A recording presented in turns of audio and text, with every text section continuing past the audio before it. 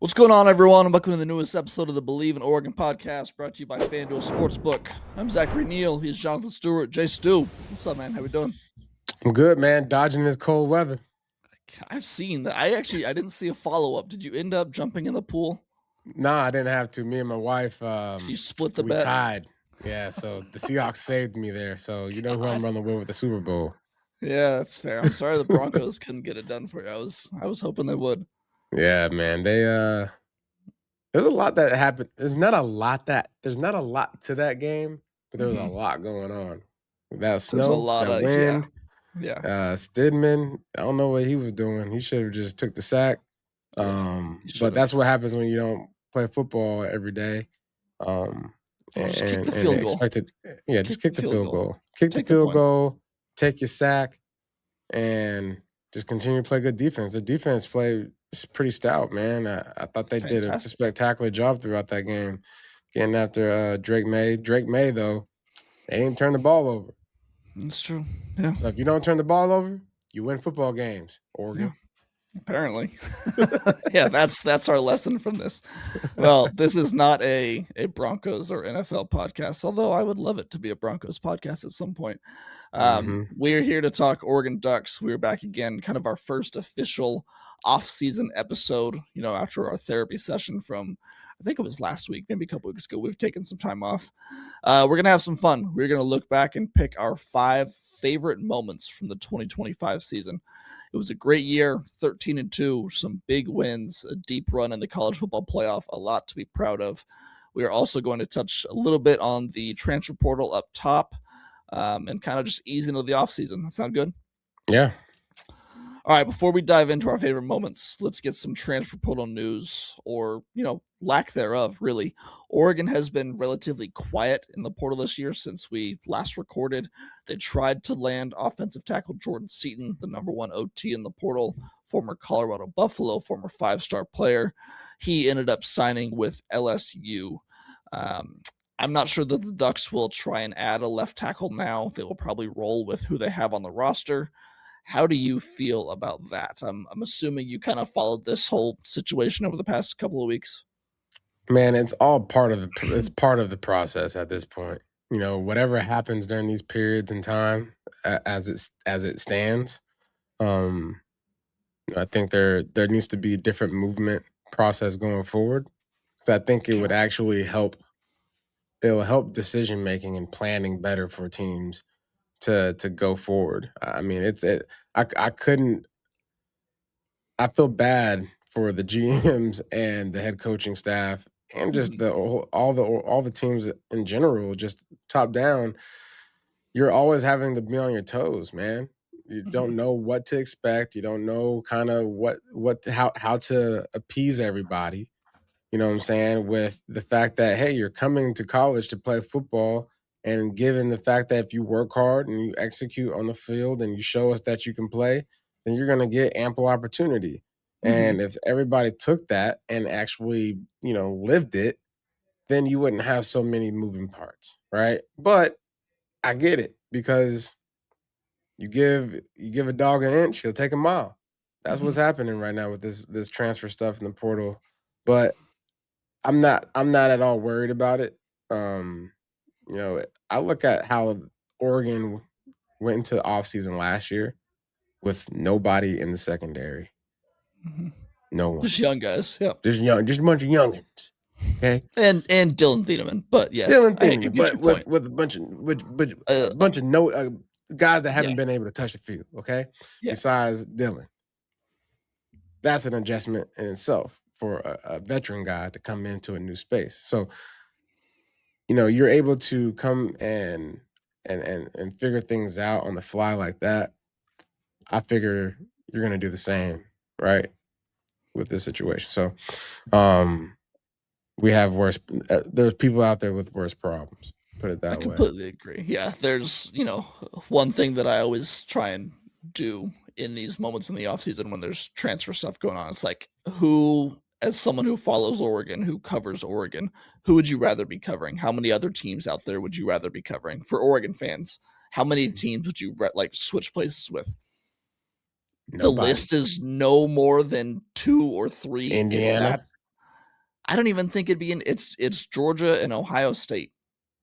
And I think that's it. I And mean, even look, then, I and think it's you a can't conversation. you can't deny Signetti and what I he know, just I did understand, and what he but I about to wouldn't do. rather be an Indiana fan than an Oregon fan. I think that's crazy. Oh yeah. I got you. That's questioning. We're Yeah, Oregon fans. Absolutely, I'd rather be an Oregon yeah, fan than an Indiana fan because they're gonna get back to basketball.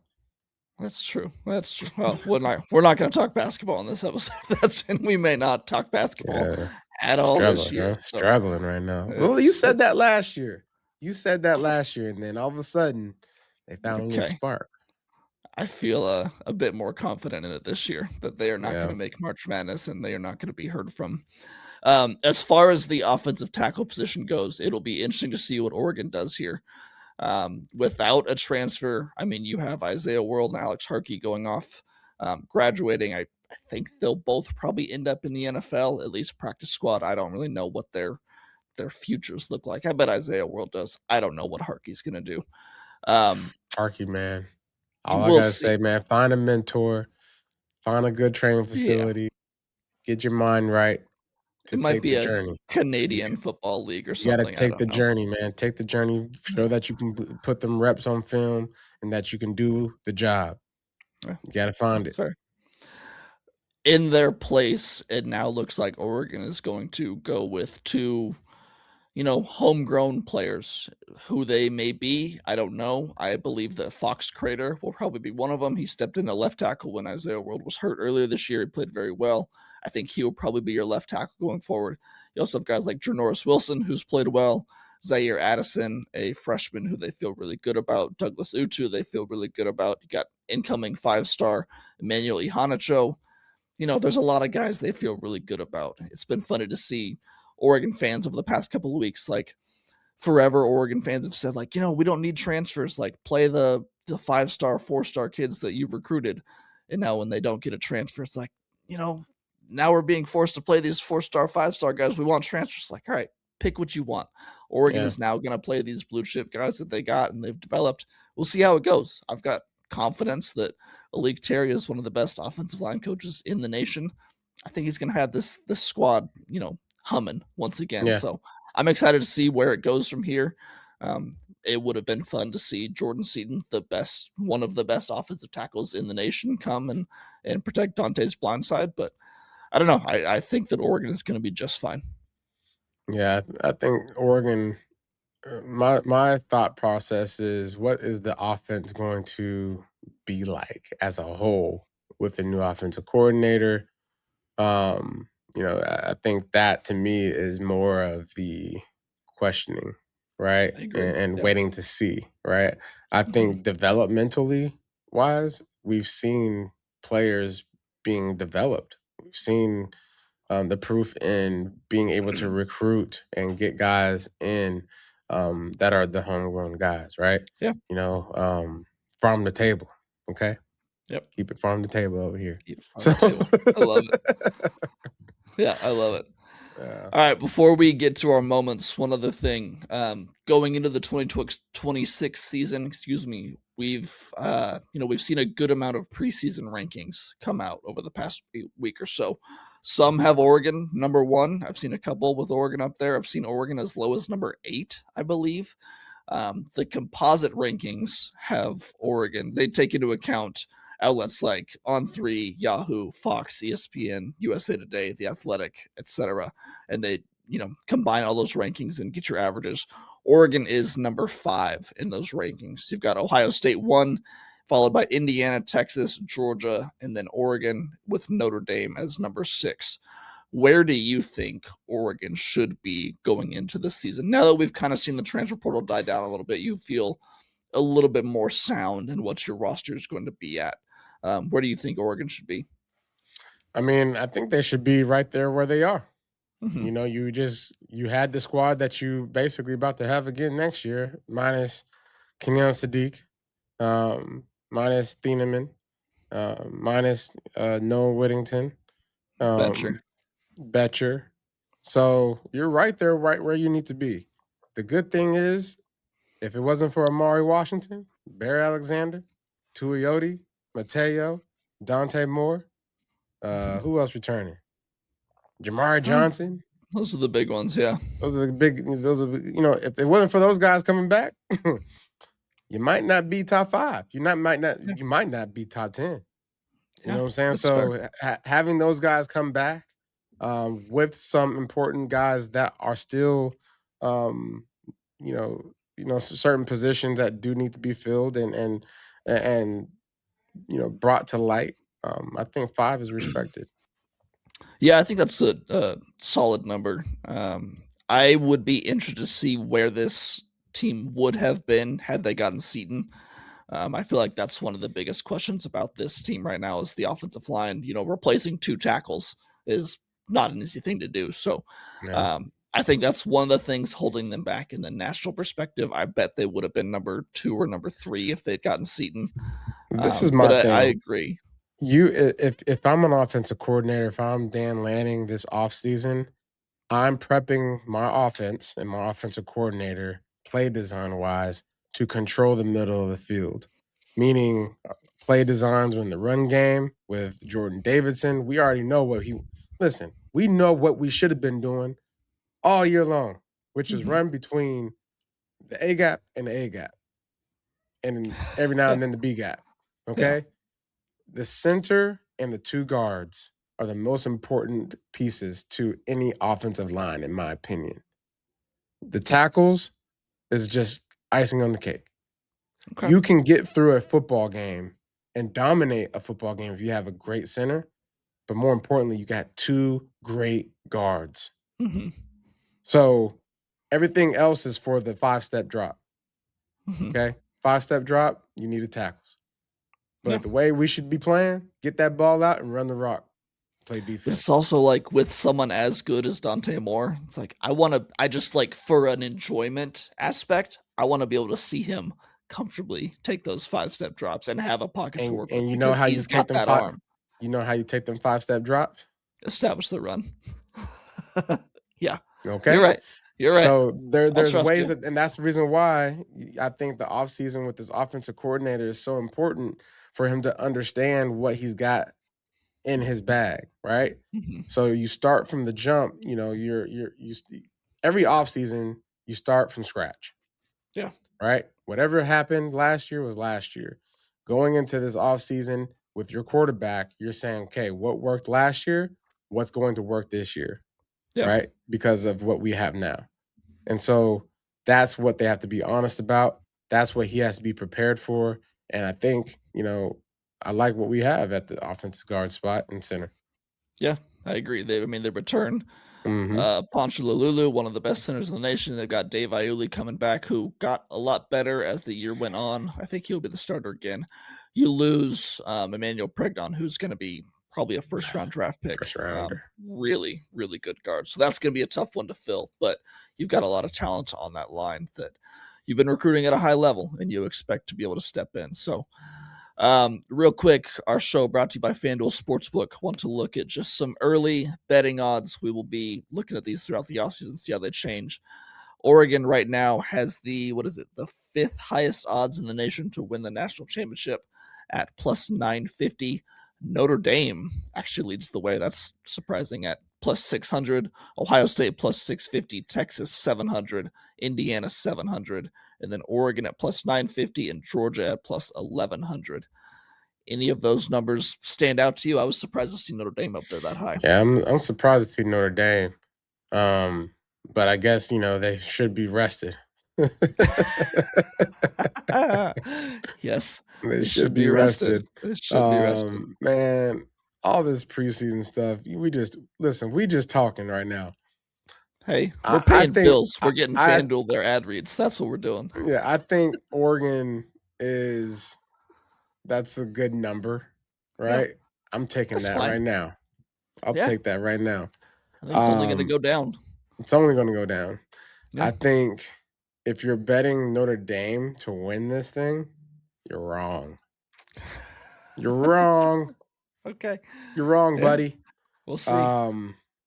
And Ohio State, they just picked up an NFL coordinator, didn't they? Mm-hmm. They got Arthur Smith. Yeah. Arthur Smith.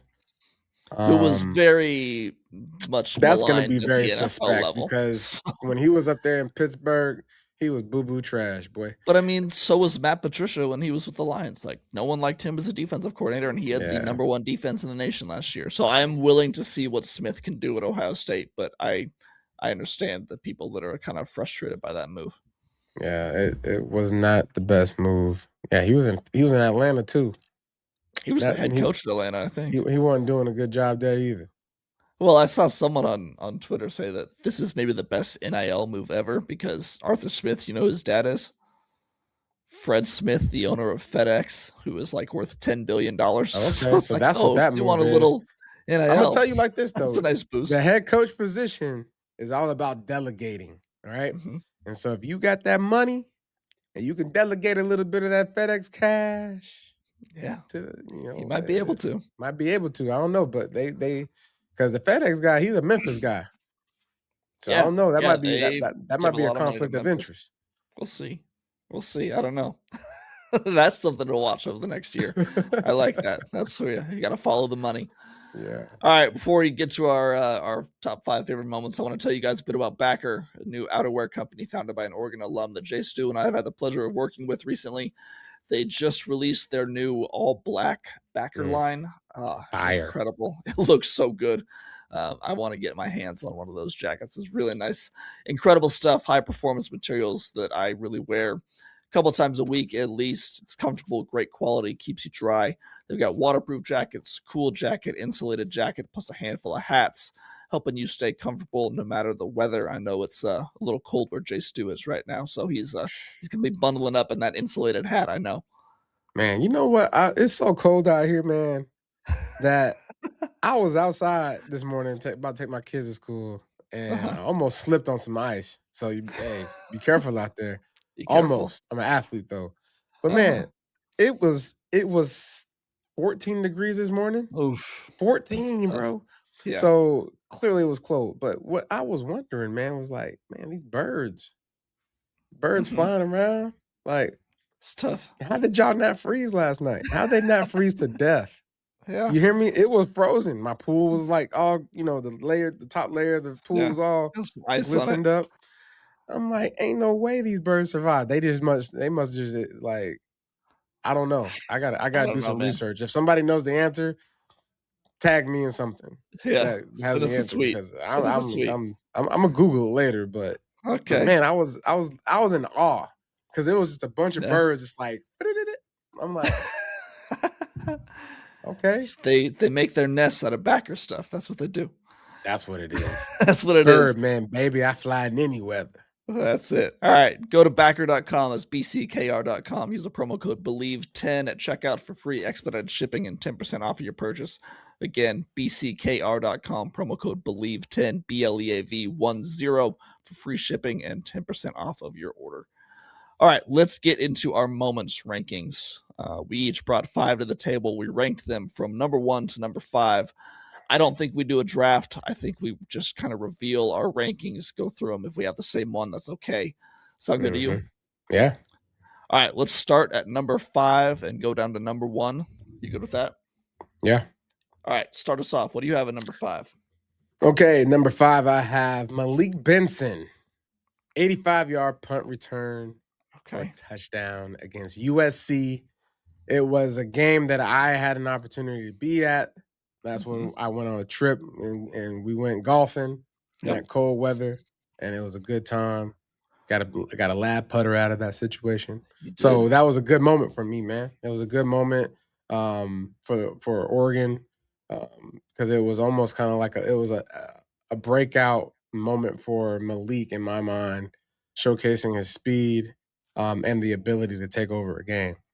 So I had that as one of my honorable mentions for sure. I thought that was a very good play. I mean, Oregon has not had a ton of special teams plays, like special teams touchdowns in the past decade. I know you had it with Dat and Cliff Harris. Like you used to have them, but they've been few and far between more recently. So Malik doing that was a lot of fun.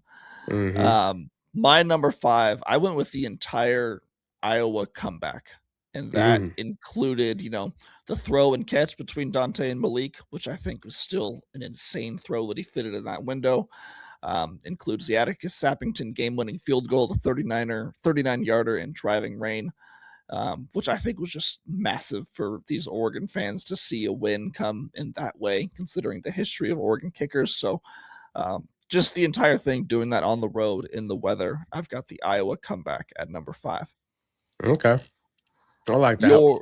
Your number 4. My number 4, coming in again, Malik Benson. Okay. Fourth quarter, we're in UW. We're in Seattle. And he takes a 64-yard touchdown to the house. But more importantly, he takes the W and he breaks it over his knee as he's in the end zone in front of all the UW fans, yapping at it, yapping. Fourth quarter, they come away with a victory.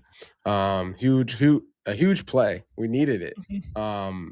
UW kind of, it was one of those games where they were hanging around and we let them. But Malik Benson, once again, comes in clutch with a huge catch, and he turns on the burners. But more importantly, the beautiful ball thrown by Dante Moore. I think that to me has to be one of the big plays of the year. I have that play at number 2 on my list. Ooh, that was my second favorite. I was there at that game up in Seattle. We get to go down on the field for the fourth quarter. I had just gotten down on the field. You could feel Oregon fans kind of starting to get a little bit tight. They've got bad memories in that stadium over the past few years. It felt like everything was close to, not falling apart, but like, like we could see it slipping away a little bit. Then Malik breaks off that big one. Like you said, 64-yard touchdown. Great pass by Dante over the middle. Just an incredible play. It was just like the stadium just went silent. The stadium was starting to get a little buzz. They could feel it. Starting to get rowdy. Coming. And then, like you said, he broke that W over his knee. Incredible moment. I also want to include in this the Jeremiah McClellan catch that wasn't ruled a catch, but was definitely the most spectacular catch I've ever seen in that game. Yeah. Just a little, quasi moment from that time too. So yeah, the Malik Benson touchdown versus Washington. Number 4 for you, number 2 for me. Yeah. That's a good one. What's your next one? Wait, no, should I go my number 4? Yeah, I'll go to my number 4. Yeah, go your 4. My number 4 is the entire Oklahoma State blowout. I thought was just absolutely hilarious. That's my number 3. That's your number 3? Okay. Yeah. It was so entertaining just from the start of the week with the Mike Gundy comments, Dan coming back at him. There was the long, awkward moment before the game when, coaches, like when the teams were warming up, they come and meet at midfield and handshake and, talk for a little bit. Gundy was, we had eyes on him, on both coaches the entire time, just waiting to see what was going to happen. Gundy stood at midfield and was just like watching Dan for like 5 minutes, and Dan wasn't paying him any attention at all. And then he finally came over and shook his hand. They talked for a little bit, but it was interesting. Yeah. And then, I heard what you said about me. Oh, fake boy. Yeah. Oh, fake boy. I want a handshake now. What followed? A complete ass kicking. 69-3, the biggest single win in the entire college football season. Yeah. Incredible moment. Yeah, that was my number 3. And mainly because the post-game interview by Gundy. It's like, hey, what do you expect? Yeah. They have better players than us, basically. It's like, of course we were going to lose. I didn't know we were going to lose that bad, but we were going to lose. Yeah. But that was my number 3. All right. My number 3 then I will get to. I had just the entire Brandon Finny game versus Texas Tech. I thought what he did in that game, a college football playoff game, the biggest game he had played to date, 2 interceptions, 1 forced fumble, a real coming out party for one of the best cornerbacks we've seen in recent Oregon history. I think when all's said and done, he could be up there as one of the best quarterbacks in Oregon history. Feels like this could have been a little bit better had he not kneeled down that interception in the end zone. I think he might have been able to maybe take that to the house. He had some green grass, but that entire day mixed with the Oregon shutout on the big stage in the playoff, I thought was really impactful. So I love just seeing Brandon Finny come out on that stage. Yeah, that was good. So I guess I got number 2, right? Your number 2, yep. My number 2, the college football playoff first round against Okay. James Madison. And largely due to the effect that our offense showcased something that was much needed, Mhm. right? Because our defense, Yeah. they left their pants hanging down. They were waiting for the next round. But it was just a moment where I thought our offense just knew the assignment. It Mhm. was to beat the team that was worse than they were. Okay, beat the inferior team and beat them like a drum, like they don't belong. And they came all this way just to get a butt whooping. And so the way that offense and Dante Moore operated that game, it's something that I think they should be able to do every single time they're on the field. And so as far as the level of expectations, right, you have, a moment that, a meaningful game, right? Now I look at the Oklahoma State game. It's a regular season game. You're supposed to beat them. They knew they was going to get the butt whoop. James Madison in that situation, it's a meaningful game. You have to come out unscathed. You have to make sure that you make a case and a statement nationally that you are a force to be reckoned with and that you will be able to score on this team, because the next game following up, they're going to use that and basically, it's kind of what happened. But I just love the way they executed in that game. It was beautiful. But the defense on that at the hand was not that great. We don't need to But talk about the but defense. it was I wrote, I loved it also too because JMU that whole week they were just trolling on on Twitter and Instagram. So It was a fun week. I enjoyed the bantering and all of that. So it was fun. Yeah, I agree. Yeah, that was a really excuse me, a good week on social media for sure. That was fun. Mm-hmm. All right, I already gave my number 2 was Malik Benson touchdown versus Washington. So, J Stu, what is your number 1 favorite moment from the Oregon Ducks 2025 season? I'm going the week right after the JMU game. Really? Okay. Yeah. I mean, our defense played the most dominant. They played the most dominant phase of football that I've seen all year. Mm-hmm. Texas Tech coming in that game, all the hype and whatnot, they laid it on the line. They drew the line. They drew the circle and said, "You can't get out of this circle." That was a dominating performance, especially with the coaching staff kind of being shaken up with, the departures of offensive coordinator and defense coordinator. So to be able to come into that game with that type of focus and to be able to, take it to these guys in a meaningful football game again, and do it in a way that leaves everybody stunned, because the whole nation thought to themselves, Oregon's going to lose this game. They thought they was going to lose. Yeah. And they said, nope, they can't win if they don't score. They pitched a shutout, man. Pitched a shutout in the playoff. That's not an easy thing to do. That's not hard to do. I mean, that's hard to do. Yeah. So that's my number 1, man. I am relatively surprised that my number 1 did not make your list. But my number 1 favorite moment from the season was Dillion Theneman's game-ending interception versus Penn State in overtime in Happy Valley. I love that play. Incredible play. Everything about Penn State. That's true. I mean, but still, transformed at the end. You got to look at it in the moment, though. In the moment, that was a top 5 matchup on the road in double overtime in a night game in Happy Valley whiteout.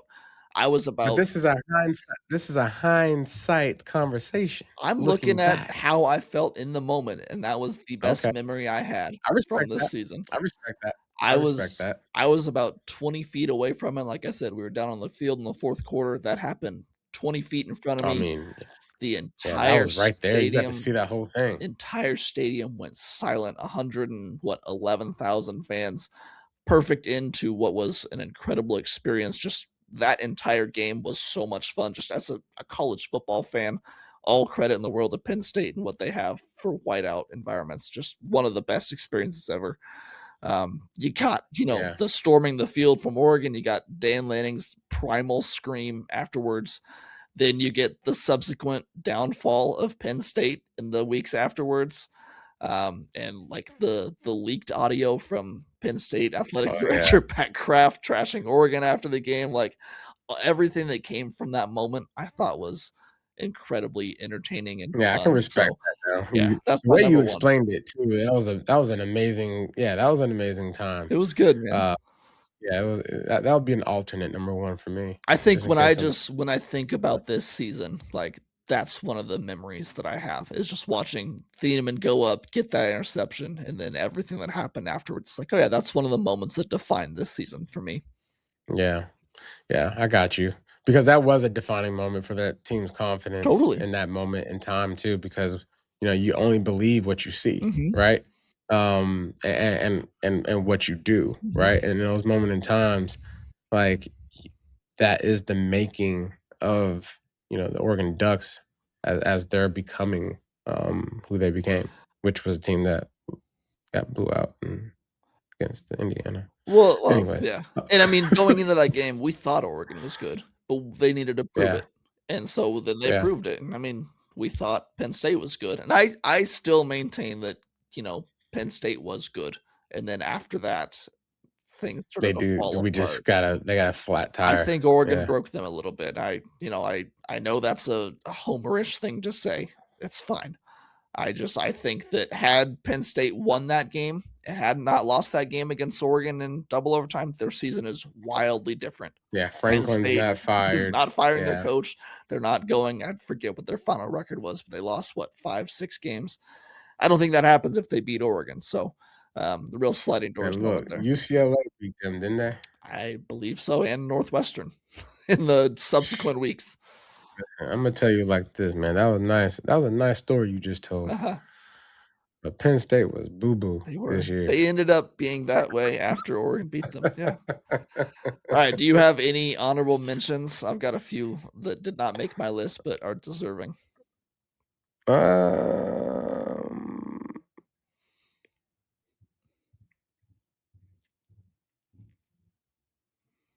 I mean, I think there's Kenyon Sadiq. The touchdown over the middle against USC. Mhm. That was that leap. a highlight. Something that I'm just thinking about plays that I can Mhm. that I have recorded in my brain, right? Yep. I think about Penn State and Jordan Davidson and how he was utilized in that game. Deer Hill had De'Aaron Hill. the Noah Whittington elbow. Ooh, that's a good one against Penn State. Yeah. Yeah. I think about, the Finny interception right there. The making, the becoming of him is special to watch. I've got the Finny pick six against Indiana. It's kind of like, Indiana. oh, okay. Yeah. Okay, this guy's a gamer. He understands what's on the line. I also have the Ife Obadegu interception against USC, followed by Jacoby Lane, like fighting him on the sideline, trying to get the ball back. Oh, Just yeah. Get the ball back. a funny moment. Yeah, that was weird. It was wild. That was weird. Yeah. Like, what are you doing? I don't know. Get on your own sideline. Fun moment, though, for sure. Dante Moore had a lot of great throws this year. Mhm. I'm glad he's coming back. Yes, very glad. And because I think there's a huge opportunity for him to develop and become a guy that gets to come back to college as the starter with things under his belt, respected, and being able to lead these guys in the offseason in a way that I've done this before. So, you know what I want to it'll be see from fun. him? This is a separate conversation. We can probably do a whole episode about this offseason. I want to see him become a killer, like he's Yeah. got the skills. We know he can do it. Yeah. He just needs the Go in there and mentality to put be them like, to "Oh, sleep. I Put am." them to sleep. Yeah, exactly. Because you see that and you see that in Mendoza, Mhm, right? And totally. you see it in Beck too, right? Yeah. They have this thing in their eye where it's like, Okay, I got the assignment. All right, you ready, guys? And you believe it. We saw it in moments. I mean, in that Penn State game, we saw him do that Yeah, in overtime. saw it in We and saw it in the Iowa comeback. Like, he that's had a moments. classic example. That Penn State game and the Iowa game, Totally. right? Led the comeback. This is where you have to come to play. We are watching you. We came here to watch you for this moment. Yeah. And I need you to show up. Yeah. Just show up. One other moment I had, it's a tie. It didn't make the ranked list for sure, but I just wanted to call attention to it. Oregon's second drive in the playoff game against Indiana, just regaining the composure after that pick six to go down the field, march down 15 plays, and to score to tie the game. It was like, all right, that was impressive. I know everything else in that game is worth forgetting. I'm just saying I appreciated the second drive. And we can move on with that. That was all part of the script. I'm just saying. That was part of the script. That was supposed to happen. I appreciated the second drive. Listen, your script is supposed to work. Well, great script. Okay? It didn't work the first time. Exactly. That's the disappointing part. Yes. They went out there and they had their first drive script taken away, and they used it on the second drive. If we're talking about non-Oregon moments, which we're not going to, that interception against Indiana was one of the wildest college football moments I've ever experienced. I know you were there too. You heard the noise. Just something I'll never forget. That was a loud environment. Insane. Man, look, don't get me talking about that game. I might say something bad. We'll move on. I might say something that can incriminate my feelings towards Oregon. I have one last honorable mention. It's not really a moment, but deserves mentioning. The uniforms, the jerseys this year, I thought were incredible. I did a ranking on Flyer a few days ago of my favorite jerseys of the year. Go check that out. Just some really, really special uniforms. I mean, the Shoe Dog ones, the Grateful Dead ones, had the throwbacks against Washington. Some really nice uniforms. I thought it was one of the better years. Do you have a favorite that they wore this year? Throwbacks against Washington. That was my number one on the list. Yeah. Throwbacks from Washington. The Grateful Dead was cool. They're fine. I like how they're starting to like implement culture, what do you call it? Pop stuff. You know what I'm saying? What is it called? Pop culture. Yeah, that. But I like how they're, using that to help influence their designs. Totally. So that's creative and innovative. So I'm not surprised. Yeah, for sure. We are Innovation U. All right, just to recap, your moments from number 1 to number 5. The College Football Playoff defensive showcase for Texas Tech at number 1, followed by the playoff offensive showcase for JMU, the Oklahoma State blowout, the Malik Benson touchdown versus Washington, and the Malik Benson touchdown versus USC. My number 1 was Dillion Theneman's interception versus Penn State, followed by Malik Benson touchdown versus Washington, Brandon Finney's game versus Texas Tech, the entire Oklahoma State blowout at number 4, and then the Iowa comeback at number 5. Good season, man. A lot of good moments. Yeah, a lot of good moments. I'm a huge Malik Benson fan. I can't wait to see what he does at the next level. I think he's going to be a steal in the draft. He's looking good in I think it was the Shrine Bowl over the past couple of days. Of course he is. That boy is a cheetah. Yeah. Okay, that boy is fast. Okay. He is. And when he has the ball in his hand, he's faster. Yeah. Okay. And he can run routes at that speed. So, and at that size too, right? Yeah. And so you take a guy that can be a punt returner, his size, like that means my man can run, not just straight, but he can bend. Mm-hmm. When you get a player that can bend, you better bring him in. Yeah. Yeah. I cannot wait to see what he does for the next level. All right. Mm-hmm. Do you have anything else to add before we wrap up? Man, Bo Nix. Oh, okay. I'm going to do this. So heartbroken for this kid, man. Are you? Or are you just playing it up to me? No, I'm dead serious. As a Broncos fan, I'm actually heartbroken. I'm heartbroken for him. Okay. Not for the fans. That's fine. I care less about y'all fans. All right, I know. But for him, to be in a moment where you have you literally have the chance, the shot to go in and play made it. A Patriots team, to basically say, hey, y'all ain't that good. And I'm better than I'm better than the defense that's trying to stop me, Yeah, right? Like, you watch that game, bro. Stidham, if you put Bo Nix in there, they win. they win. They win. He sneezes and they win. He wakes up in the morning to take, the crack, The crust out of his the eyes. sleep out of his eyes. And he's like, okay, I'm awake. Yeah. That means we won today. Just because I'm awake.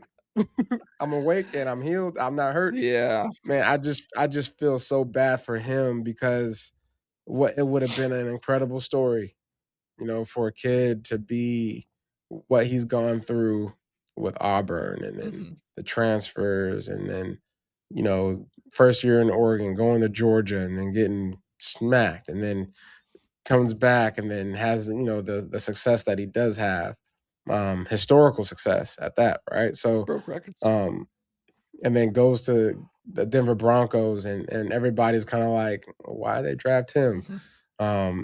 And Sean Payton, obviously knowing what he's doing.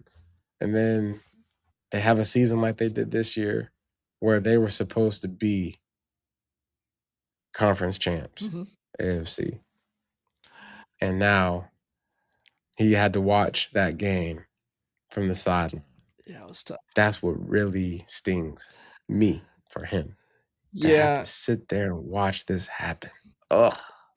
You know that I consider myself a realist more than, I'm Yeah. someone who You're a pessimist. No, I'm a realist, not always an optimist. So I do think that with Bo Nix, they absolutely beat New England, and I think they get into the Super Bowl.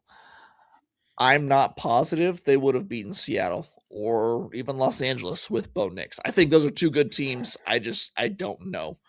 The defense, your defense is solid. Really, really good. It's really good. Their So is Seattle. Seattle's defense is great. Seattle's defense is great. I don't know. Defense is great. And so part of me is just like, I'm trying to find the silver lining. Part of me is like, okay, now I don't have to experience another loss to Seattle in the Super Bowl, who is that sounds like a loser. One of my least favorite teams in all of NFL. So I know it's not the right thought. It's not. I'm trying to push it away.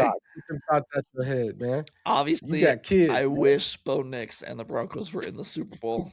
I really wish that's what happened. But part of me trying to just get on my own 2 feet every morning and not be depressed. It's kind of like, all right, at least we don't have the stress of this. Well, I don't have to watch them lose in the Super Bowl. But yeah, that is, I may delete this part of the podcast because I don't know that I like that I admitted that. Leave it so your kids can say, what are you talking about, Dad? Yeah, I watched the podcast from 2 years ago. You were talking about and you just told me yesterday when we were at practice that I should be like this. It's not going to be my kid. It's going to be my brother, who's also a huge Broncos fan. It's like, are you serious? Oh, yeah. You serious right now? He's going to be on me about this one. That's fine. But no, in all seriousness, I am very confident about the Broncos' future with Bo Nix, with this defense. I love that they got there. I think this was probably a year early for them. So the fact they got there, I'm excited about the future with this whole staff. I just hope, for health, that's what's one of the biggest things, one of the biggest separators, who can stay healthy at the end of the year. I didn't watch them closely all year, but was there a lot of drops? Yes. Cortland Sutton. Oh my God. I love Cortland Sutton, but man, he loves to drop wide open passes. Listen, because that was a problem. I know it was snowing, but guess what? Everybody got the same problem you got. If you paid to catch the ball, you gotta catch it. Well, and all season long, all season long, one of the things that got in the way for Denver a lot was Sean Payton and his aggressiveness and kind of the play calling at some points. Like, what are you doing? Why are you going for it on fourth here? Then that pops up in the championship game. It's like, well, that's who he is. He's I know it's who he is. It's always who he is. I'm gonna kick this onside kick. It worked out. It worked out. Awesome. But when you know that a snowstorm is coming in a couple hours, take the points. Take the points. Always take the points. But then at that point, you know what? I think, this is the pessimist in me again. It's like, I think they're going to overtime. Do I think they're going to win in overtime? Probably not. So, see, You called yourself a pessimist. I'm glad you I'm thought. sometimes You a tried to pessimist. call yourself a realist, but you're really a pessimist. There's a fine line between realism and pessimism in our world today, J. Stu. You know that. For all the pessimists out there, I'm gonna pray for you. All right, I'll take it. All right. You can check out more of my work at ducksfire.usatoday.com. Follow me at Zachary C. Neel on Twitter. Follow J. Stu on Twitter at JonathanStuR1. For myself, Zach Neel, for my co-host, Jonathan Stewart, we'll talk to you guys probably next week. Until then, take it easy.